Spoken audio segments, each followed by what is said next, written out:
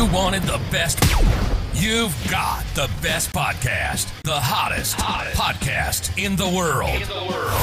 The Chris Voss Show, the preeminent podcast with guests so smart you may experience serious brain bleed. The CEOs, authors, thought leaders, visionaries, and motivators. Get ready. Strap yourself in. Keep your hands, arms, and legs inside the vehicle at all times, because you're about to go on a monster education roller coaster with your brain. Now, here's your host, Chris Voss. Hi, folks. Chris Voss here from the ChrisVossShow.com, the ChrisVossShow.com. Welcome to the big show. We certainly appreciate you guys tuning in. Thanks for being here and being a part of the great Chris Voss Show. 14 years, going on? 1,500 episodes now. We are just having the most amazing guests, brilliant minds on the show. And none of them, of course, me. So there's that. So there you go. We have an amazing gentleman on the show. He's got a brilliant YouTube channel. He is with the Air Force. He's written his latest book that just came out May 23rd, 2023. The Art of Clear Thinking, a Stealth Fighter Pilot's Timeless Rules for Making Tough Decisions. Hasard Lee joins us on the show today. He's going to be talking to us about his latest book. And what's great is he's translated the brilliance of being a U.S. Air Force fighter pilot into business and what you can use in your boardroom as a CEO, as an entrepreneur, et cetera, et cetera. He's a U.S. Air Force fighter pilot who began his career flying the F-16. As a flight commander, he led his pilots into combat during one of the most intense periods during the war in Afghanistan. There, he flew over 80 combat missions and became the only fighter pilot to ever fly two different types of jets into combat on the same day while supporting troops under fire. He was then handpicked to fly the F-35, the most advanced and expensive weapons system in history, which was still in development at the time. And his latest role on active duty, he became the chief of training systems for the largest training base in the world, leading the development of new technology and teaching methods to train future fighter pilots. He speaks and consults to organizations, and his social media accounts reach over 290 million people annually. I just became one of his fans on YouTube and some of the exciting stuff he does over there. Welcome to the show, Hasard. How are you? I'm doing great. That's a brilliant intro. So thanks for having me. Thank you. It's an honor to have you. We've had many of the military gentlemen and folks on the show, and I've always been amazed at, and I shouldn't be, because there's a brilliance to our military and how we build leaders and how we archetype our tiers. And so it's great to have you on. Thank you for your service. Give us a .com wherever you want people to find you on the interwebs. Yeah, hasardlee.com. So that's with an S, HASARDLEE.com. You can find me there. And then just anywhere on social media, just type in Hasard Lee. You'll see some fun videos out there. There you go. Yeah, the videos are fun. Like I'm going to go down the wormhole of your YouTube and just like be watching endless videos, because there's something fascinating about the speed of flight and the work that you guys do. So this is your first book. What motivated you to write this book? You know what? So I came back from Afghanistan, and it was pretty difficult, pretty intense period, like you talked about there. And so I was just kind of writing down some notes. I had a few months. I'd been selected to fly the F-35. And so I had a few months until I started flying it. And so I started writing down some of those notes just more as a cathartic way to kind of process what, it's just so intense being deployed and being in combat. And, I never had any intention for anybody to read it. But fast forward, I gave a speech on Memorial Day to the town of Carefree. Luke Air Force Base wanted a speaker, and it really resonated with people. There was a teacher in the crowd who wanted me to come speak at her school. And so I started speaking at her school, and then more teachers got involved. They wanted me to speak at their schools. And so I figured there's got to be a digital way, like a podcast or something that I can do. So I started a podcast, and I interviewed a bunch of different people on there, special forces soldiers, astronauts. And then people, really started wanting me to write a book. And I had written some of those stories from Afghanistan, and so I kind of was able to massage it eventually into the book you see in front of you. Although it took some time, it was a 6-year process. Oh, wow. I spent over 200 days, or I spent over 2 years, 500 days in a row writing it. Didn't take a single day off. Wrote every word myself. So it was an intense journey to be able to write that thing and to pare it down. Went through 9 iterations. But really proud of how it turned out, and it's doing really well so far. There you go. Give us a little bit of your upbringing. What got you into the Air Force? What got the bug in you to want to fly? Yeah, so I went to an air show when I was 5 years old, and I saw Thunderbirds fly. I saw the Blue Angels fly. This was back in the days when you could sit in a cockpit of a jet. I don't think you can really do that anymore, but hopped in the cockpit of an F-16, was just blown away by it. Hundreds of buttons, just a 5-year-old kid. They put a helmet on me. I look like a bobblehead with that thing on, but I knew that's what I wanted to do. Now, there's not a lot of outlets for that when you're a kid. If you want to be a NFL player, you can play sports. But for me, I just memorized all the facts about planes. I watched all the movies, of course, Top Gun out there. But it really wasn't until I was a teenager that I had a chance to fly for the first time. That was in a Cessna 152. I don't know if you're familiar with that, but it's pretty much just a flying lawnmower with wings. And so I was living in Los Alamos, New Mexico at the time. Pretty hot place right now with the movie that just came out. But it's like a James Bond town. It's built into a mountain. There's a runway there that's on the top of a kind of a plateau, and as soon as you take off, you're right above the canyon. So I took off in the Cessna 152 with an instructor, and I was hooked after that. I mean, just being really affected by the turbulence out there, it I don't know, just clicked for me. I wasn't great at sports, I wasn't great at school, but you combine those two things together, and it really clicked. So I applied for the Air Force Academy, got a letter back from them. I should have known better because I just got the letter instead of the packet. But I was really excited, went down to my room, opened it, and it said, unfortunately, we don't have the spots for you. Good luck with your endeavors. And I actually found that letter a couple weeks ago. So I hadn't seen it in like 15 years, 20 years. And I found that letter. But you should frame it. I frame know that letter. About that. Just, right behind me right here in this office. And so I thought the dream was over there. And a few weeks later, I got another letter saying that I had been right on the edge of getting accepted. If I went to this other school called New Mexico Military Institute and did well there, and that's even in a more remote place, Roswell, New Mexico, where everybody goes to find the aliens. So I spent a year there, met one of the best instructors of my life there, and actually got a chance to get my private pilot's license before I went to the Air Force Academy. From there, got selected for pilot training, and then went to pilot training, and then the rest is history. Did you meet any aliens? We do the jokes here. So never seen any aliens, but I have seen a lot of UFOs. Have you really? Like in real life? Yeah. Yeah, I mean, they're unidentified flying objects. So it's it's kind of like when you're driving cross country, you'll see glints of light and weird things out in the distance. Huh? We see that when we're flying. We're just really busy, focused on the mission, and so you see all kinds of random things, as we're seeing now with all the weather balloons and things like that are in the news. So tons of UFOs. I don't know about any aliens or anything like that. Yeah. Well, let us know if you see any aliens on the YouTube channel. That'd be good to see. So what's the percentage? You enter this gauntlet to become an Air Force pilot. What is the percentage of you going from the start, or anyone who enters the system, to going from wanting to be this? You have to sign up for, I think, 5 years before you even know if you're going to be a pilot with the Air Force. What's the percentage of people that actually get through the gauntlet and get to fly our jets? Yeah, that's a good question. You're always just getting whittled down. So I think about 1 in 10 people make it into the Air Force Academy. From the Air Force Academy, a lot of people aren't pilot qualified. So they have like a heart murmur, or they have asthma, or allergies even. And so they aren't physically qualified to fly. So about half of people aren't qualified to fly. So fortunately was in the half that was able to fly. Had a big scare. I was a boxer there, and I got hit in the ear and ruptured my eardrum the day before my this big flight physical, because they know they have you. So the flight physical is your junior year, and after your sophomore year, you have to sign up for those 5 years like you talked about. So I knew I was stuck in the Air Force, and right before that big physical, ruptured my eardrum. Had to go through a bunch of waivers, but fortunately got the all clear for that. But then you go to what's called Introduction to Flight training. And so you're just flying like little Cessnas. They're really diamond DA-20s, like upgraded Cessnas. About 20% of people wash out there. Then you make it to pilot training.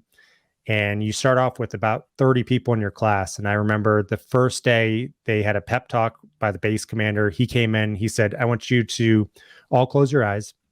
Now, how many of you want to fly a fighter? Raise your hand. Of course, my hand went up. He said, open your eyes. And I opened my eyes. All 30 people had their hand raised. He said, 2 of you will probably get fighters. Wow. The rest of you will be lucky if you fly heavies, which are ISR or intelligence, surveillance, reconnaissance aircraft, other types of aircraft other than fighters. And he said, good luck, and walked out. So that was the extent of our pep talk. And after that, it was game on. 2 out of 30. And, you want to be helpful to your classmates. So it's kind of an odd dynamic because you're being graded on being helpful. But at the end of the day, you know that only a few people are going to get fighters. And so I think out of the 30 people, you're first starting off flying the T6 Texan 2. Amazing plane, one of my favorites. It's like a P-51, but a modern version of it. So 1,100 horsepower turboprop. So let's see, 3 people washed out there, and then 7 people got selected to fly the T-38. So those were the people that were on the potential fighter tracks. The rest went to the T-1, which is kind of like a business jet. And so of those 7, now you're flying the supersonic, a supersonic trainer built in the 50s, the T-30. It's like a flying lawn dart. Really tough plane to fly. Actually, one of the toughest still that I've ever flown. And only I think like 3 of us got selected to fly the F-16, but you're not done yet. So after that, you go to this other school called Introduction to Flight Fundamentals, and you've made it. You know, I got selected to fly the F-16, my number 1 choice, and you still have to go to this other school where 20% of people wash out. So, I mean, it's pretty crushing to see people that have made it all the way up to that point, and then they fail out at that kind of last check. And you also have to go to the centrifuge where they spin you around really, really fast, and you pull up to 9 Gs. And so there are always a few guys that end up washing out there and having to go fly other types of aircraft. So then you finally make it to F-16 school called the B course. And even then, about 20% of people end up washing out, at least back then. So, I mean, you know, by the end of this, you just, you're looking around, you're like, where did everybody go? So fortunately was lucky and made it through. Yeah. Well, congratulations. I mean, it's quite the gauntlet. I mean, you really have to be the ultimate individual. They rejected me because I was fat and ugly, but that's it. I don't think that's a requirement. They were true. I don't know, but I didn't have those good looks, to make that Top Gun sort of, I think you got to be really hot to be an Air Force pilot. They'll teach you that. Is that so let me ask you this. What is the juice for you in flying for the Air Force or flying these type of planes? What is the juice? What do you get off on? What is the thing you go, this is the shit right here? I think a bunch of different things. So first and foremost, this was my dream. So, I mean, the first time I lit the afterburner in the F-16, I mean, just the smile on my face, I knew I had accomplished this 20-year goal, and you just feel the thrust in your chest, and you're accelerating down the runway. So it's unlike anything that you experience in normal life. You are on the edge of a roller coaster that you control. You're sitting on top of over 40,000 pounds of thrust. So it's just kind of a mind-bending experience that you can't experience anywhere else. So part of it is being able to do that. Part of it is getting a chance to serve my country and fly. In Afghanistan, we were doing a lot of close air support, so supporting the troops on the ground. And we were there during a pivotal time when ISIS was starting to take hold.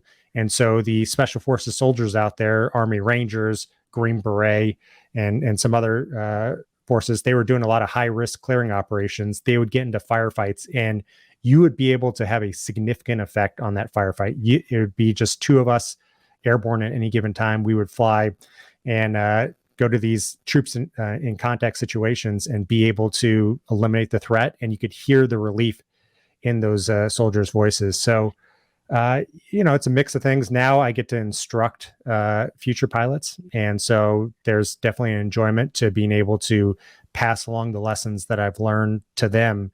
And hopefully they'll be able to go out there and use those skills to protect the country and to preserve our way of life. So I think there's a whole range of reasons why I do it. Hi, folks. Chris Voss here with a little station break. Hope you're enjoying the show so far. We'll resume here in a second. I'd like to invite you to come to my coaching, speaking, and training courses website. You can also see our new podcast over there at chrisvossleadershipinstitute.com. Over there, you can find all the different stuff that we do for speaking engagements if you'd like to hire me, training courses that we offer, and coaching for leadership, management, entrepreneurism, podcasting, corporate stuff. With over 35 years of experience in business and running companies as CEO. And be sure to check out chrisvossleadershipinstitute.com. Now back to the show. There you go. The one thing I love by the book is you had play by play, minute by minute, or microsecond by microsecond. You talk about how you make decisions. And, I feel like sometimes in owning companies since I was 18, I feel like sometimes I'm in that fog of war, that trying to make decisions and stuff. But you guys are making like millisecond decisions of hierarchy and everything else that go into your thing, and then you're giving the play-by-play throughout the book, where you're not only explaining what's going on in Afghanistan and in a dogfight or some sort of operation that's going on, and then you're translating that into a business modicum where we can go, here's how you can use this in business. And I cooked the book in like, what was it, a day or something like that. I just couldn't put it down because I loved it. And then of course the minute by minute stuff and the high risk too. Tell us about some of that, what goes into that mindset of where you have to make that super quick decisions. You're flying at super speeds. And I think there's one case where you almost pass out and you're moving at such a speed that, you can hit the ground pretty fast if you want to. Yeah, well, thank you. I mean, that's a great compliment, reading the whole book in one day. So, that's amazing to hear. I really wanted to write it in a way that people would be engaged, because I think that's how we learn as humans, and that's something that I had a chance to be a part of when I helped develop the F-35 training syllabus. We really, as humans, learn based on storytelling, not just bullet points. I think somebody was saying if all it took were bullet points, we'd all have six packs and be billionaires. So you really have to learn through your own experiences and stories. So that's the way I framed it. I really like authors like Malcolm Gladwell and Atul Gawande that have these interwoven stories that span multiple subjects. So let's see. You're talking about the potentially passing out. So with the F-16 and the F-35, we can pull upwards of 9 Gs, 9 times the force of gravity. So right now I'm at 1 G. I weigh about 200 pounds, 230 with my gear on. If you've ever been in a roller coaster that does 3G, that does a loop, pushes your head down, that's about 3 Gs. Formula One car is about 5 Gs. We're pulling 9 Gs. So it's almost like your arms are made of lead. Each arm weighs about 250 pounds. My body weighs over 2,000 pounds. Holy crap. It's pulling that blood out of your brain into your extremities. So after I fly, it looks like I have chicken pox on my arms, because that's the blood pressurizing and then bursting the blood vessels. Jeez, sounds like Fridays for me in Vegas. The thing is, though, I mean, that's not too bad. So it's like a bruise, goes away after a couple of days. Wow. But the problem is it's pulling blood out of your brain. And if you lose enough, you'll pass out. And if you pass out at the speeds we're flying, you'll impact the ground in about 20 seconds. It takes about 30 seconds to fully wake up from what we call a G-induced loss of consciousness. Oh, wow. And so over the last 30 years, we've lost about one pilot a year to this G-lock. So we do a lot with the human performance aspect of staying in good physical shape, nutrition, all that stuff. There you go.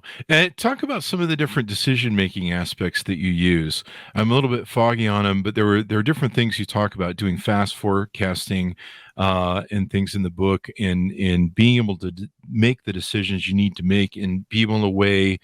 There's one story in the book about how you're trying to decide if you should land at a base or you should go for a refill tanker, and you're dealing with fuel. I forget what the term was. That you're down to the last burn of your fuel. I forget what the term is, but basically you got a small amount of fuel and you've got to decide what you're going to do, because you've either got to land the plane or eject. Tell us a little bit about some of the decision-making process you talk about in the book. Yeah, sure thing. So the way I break down decisions is what's called the ACE helix. So assess, choose, and execute, and it's cyclical. So after the execute, you want to be able to assess again, but you're always having second and third order effects to every decision. So it's not a loop. A helix is a better metaphor for that. So first thing, assessing. If you're not able to assess the problem in front of you, you're never going to be able to consistently make good decisions.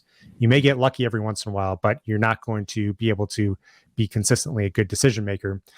Now, the problem is, as humans, we're really impatient, and organizations are even worse. So it's tough to measure progress when you're in the assessment phase. People want to just jump to conclusions and start executing on some sort of solution. So spending that assessment phase, breaking down the problem and really understanding it is key. That's true if you have 3 or 4 seconds to make a decision, or if you have a couple of years to make a decision.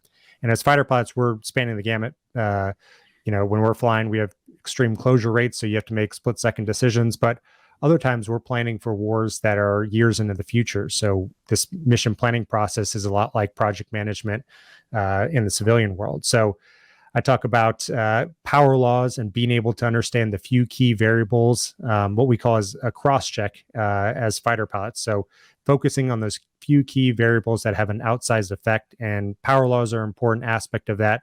And we're all kind of slightly familiar with power laws. One is exponential growth. So people are familiar with that with compound interest.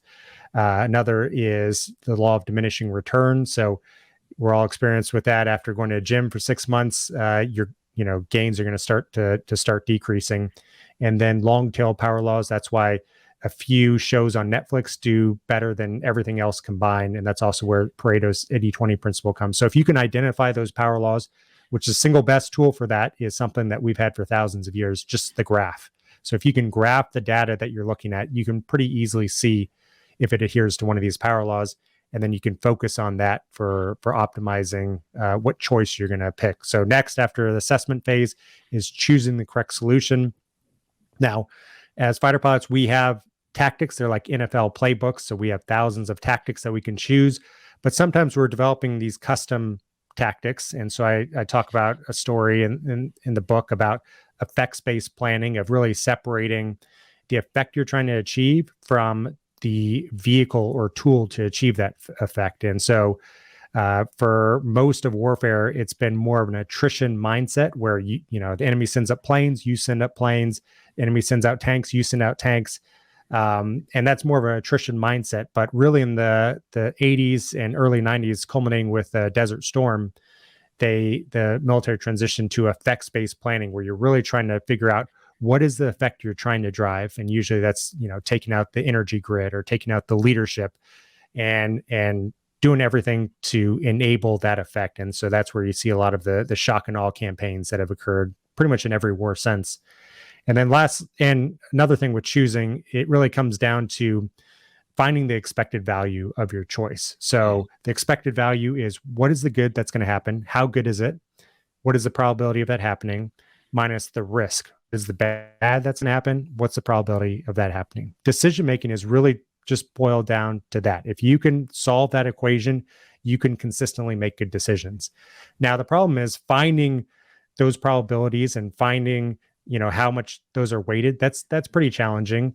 A lot of people don't like to kind of guesstimate or to forecast what it's going to be. They like to have, I call it the 3 C's. You have consultants, you have computer programmers, and you have committees that make decisions for you. People, get a little averse to owning decisions on their own. They like to outsource it, have somebody else make those decisions. But really in the book, I emphasize people need to come up with that expected value on their own using their expertise. Mm-hmm. Hold yourselves accountable, because then you can bring in those outside tools, and you can either double check and back them up by seeing what your assessment is versus them.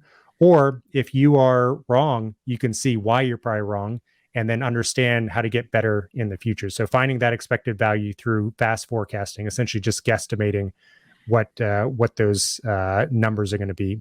And then lastly, being able to execute, being able to go out there and execute on the decision is difficult. We have a saying, you don't rise to the level of your expectation, you fall to the level of your preparation. So we go out, do a lot of training, we do a lot of debriefing, and that's a whole discussion we can have if you want, but really being able to boil everything down into the lessons learned, the principles for how to get better, and then not making the same mistake twice.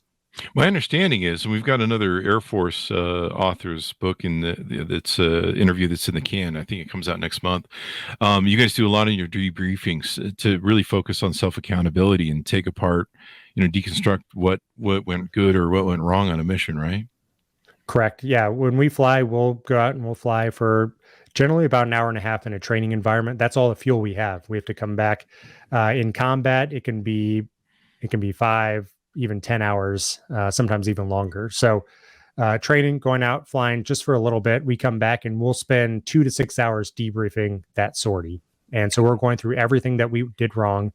Sometimes we'll listen to the same radio call 10 times just to figure out how we could have done it better Oh, really? the next time. And we'll do that for our individual debriefs when it's just 2 of us going out.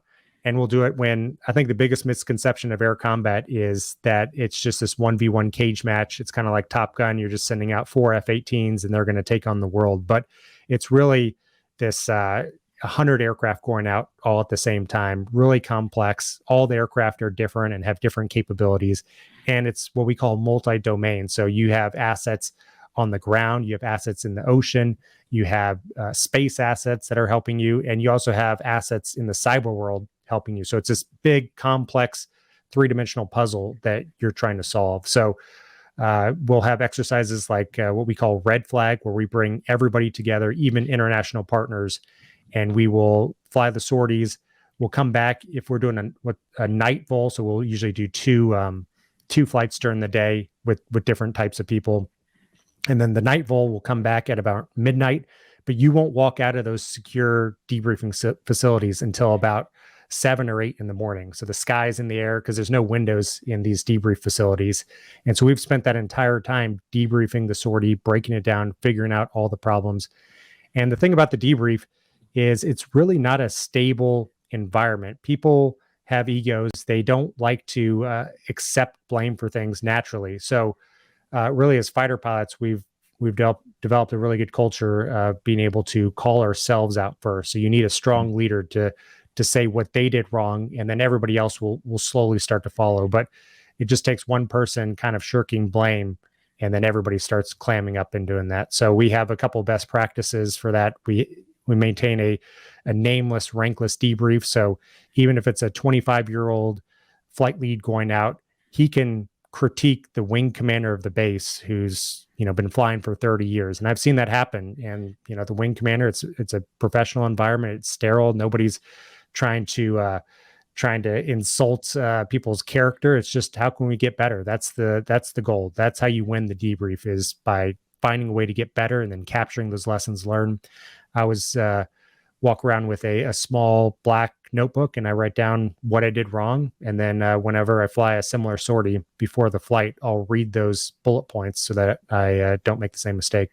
There you go. That's so important, the accountability aspect in analyzing what went wrong as it happens on the, because, if you're someone who's a leader, or if you're an organization and you're creating blind spots or scotomas, as we like to call them, where you're just like, well, that was a big deal. We'll just put that behind us. You don't learn from it, and you don't adjust for it.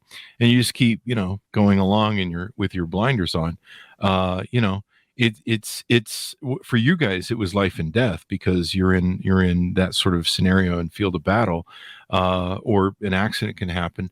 But the same is true for business. It's life or death of a business, companies, people out of jobs. One thing that enthralled me about the book, I love strategy. When I was young, I used to play a lot of strategy games, Risk, Strategio, chess. I love strategy. I love the whole play of how this goes there. It's why we love having authors on the show. We learn about the strategy of history. One thing that you talked about in your book was just that calm, what I perceived as calm, was being able to make so many decisions and the balancing and weighing of so many different things. We had Fred Haste, the pilot from Apollo 13, on the show, and he talked about his book and his line that I really love: never panic early. And I think, as you mentioned before, having that training in that facility, but in the book, like, that's what just kept me gripped, is you're going through your whole decision process of, like, how much fuel do I have in my tank? What can we do?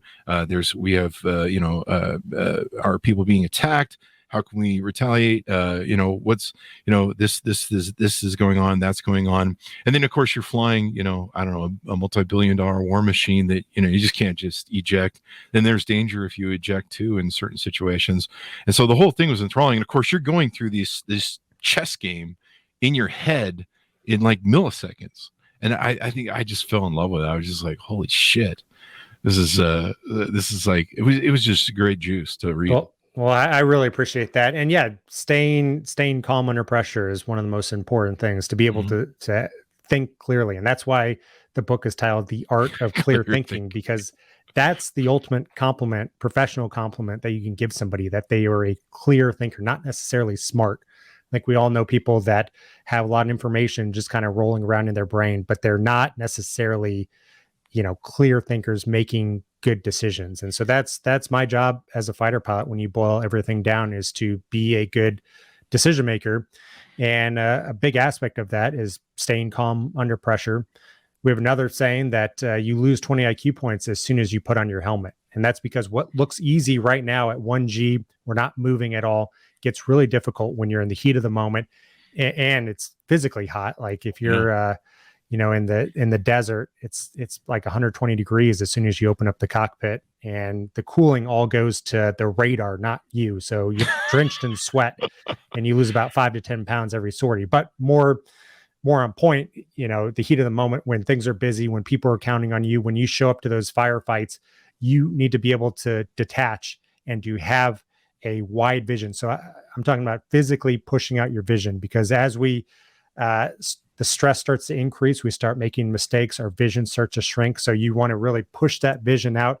We have, the most important thing is preparation, but we do have some other tools to help us: breathing exercises, box breathing, 5 seconds in, hold 5 seconds, 5 seconds out, hold 5 seconds, activating the parasympathetic nervous system, things like that. Those are, the cherry on top that can help your performance by maybe 5-10%. Number one thing is going to be preparation, but there are things you can do to help you detach and to be able to have that wide vision, that understanding of what's going on below you.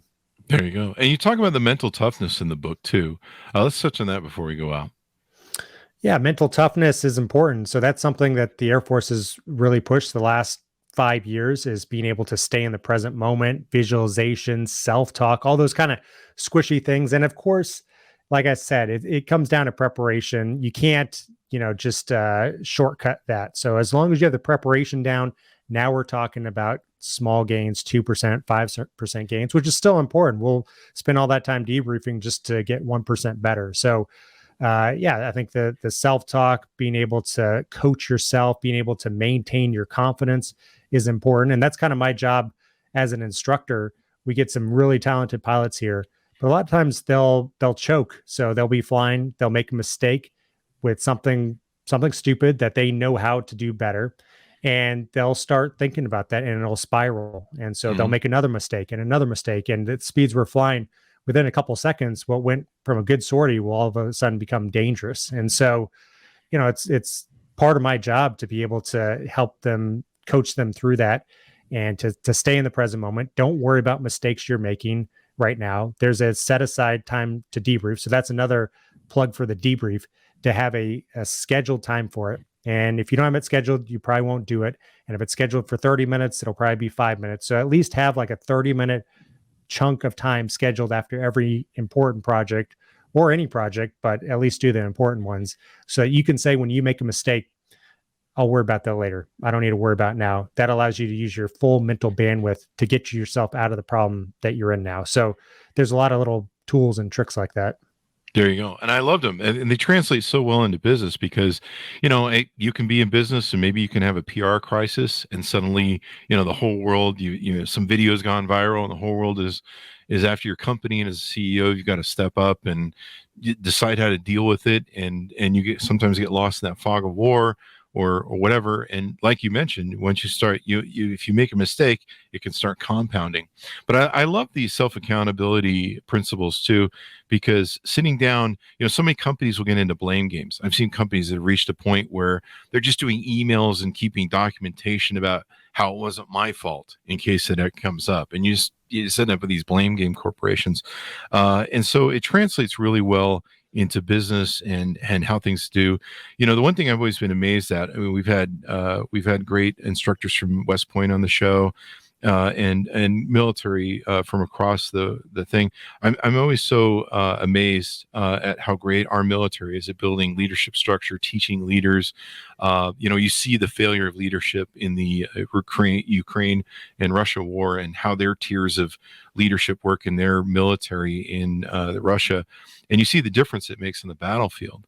And so I think more people need to realize that people in our military have really been trained for leadership, and they're used to working with very expensive equipment too, and taking care of it. And people should really they should be really moved into more management leadership positions, in my mind, I think. Well, you're tested a lot. So you go out there in combat and in training, and you get a chance to test yourself and test your theories, and they don't always work. And so you have to go back to the drawing board and refine it. I think one aspect of this book is decision-making is universal. We all, we're all reliant, and how successful we are dependent on the decisions that we make. And I don't know about you, but I was never taught a decision-making framework until I joined the Air Force and became a fighter pilot. And I think there's a lot of similarities in what I do with what people are doing in the business world, in that when I'm flying, I'm in charge of this piece of equipment, and we really call it, we're strapping the jet on our back, because you really become one with the F-16 or the F-35. It feels like you're in this floating seat and you can go wherever you want. And it allows me to I can fly 100 times faster than I could run. I can carry 100 times more. I can see out to the horizon. I can be thousands of times more capable than I could be just on my own. And I think we're all experiencing that. So the phone you have in your pocket, the computer you have, your car you have, it all allows you to be able to have more leverage to the decisions you're making.